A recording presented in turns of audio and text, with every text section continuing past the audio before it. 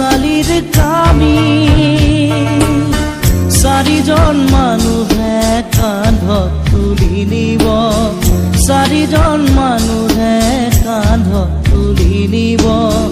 নৈৰ ঘাটলে বুলি মোৰ মনাই ঐ নৈৰ ঘাটলে বুলি দেহৰ ভৰসা নাই বুজিছানে নাই দেহৰ ভৰসা নাই বুজিছানে নাই আজি হাঁহি আছো ক'বতো নোৱাৰো আজি হাঁহি আছো ক'বতো